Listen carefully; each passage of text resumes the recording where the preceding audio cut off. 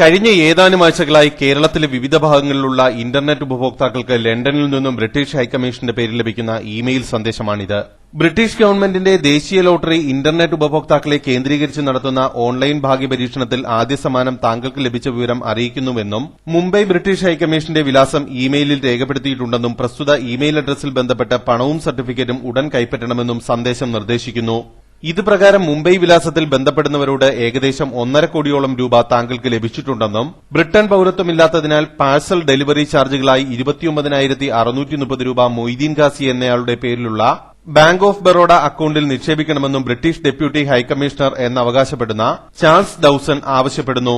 ഇടപാടിൽ വിശ്വാസ്യത ഉണ്ടാക്കാൻ ഇയാളുടെ മൊബൈൽ നമ്പരും ബന്ധപ്പെടുന്നവർക്ക് നൽകുന്നു. നിരവധി ആളുകളാണ് ഈ സംഘത്തിന്റെ വലയിൽ ദിവസങ്ങൾക്കകം വീണിട്ടുള്ളത്. പരാതിയുമായി നിരവധി പേർ പോലീസ് ഹൈടെക് സെല്ലിനെ സമീപിച്ചിട്ടും യാതൊരു ഗുണവും ഉണ്ടായിട്ടില്ല. വർഷങ്ങൾക്ക് മുമ്പ് നൈജീരിയൻ ചീറ്റിംഗ് എന്ന പേരിൽ കുപ്രസിദ്ധമായ ഓൺലൈൻ തട്ടിപ്പിന്റെ മറ്റൊരു പതിപ്പാണ് ഇപ്പോൾ നടക്കുന്നത്. ചില തീവ്രവാദ സംഘടനകൾ പ്രവർത്തനത്തിന് പണം കണ്ടെത്താൻ മറ്റു രാജ്യങ്ങളിൽ ഇതിനു സമാനമായ തട്ടിപ്പുകൾ നടത്തിയിട്ടുണ്ട്. ഈ സാഹചര്യത്തിൽ ബ്രിട്ടീഷ് ഹൈക്കമ്മീഷന്റെ പേരുപയോഗിച്ച് നടത്തുന്ന തട്ടിപ്പിന് പിന്നിലെ ഗൂഢാലോചന ഉന്നത പോലീസ് ഉദ്യോഗസ്ഥരുടെ അന്വേഷണത്തിലൂടെ മാത്രമേ പുറത്തു കൊണ്ടുവരാനാകൂ.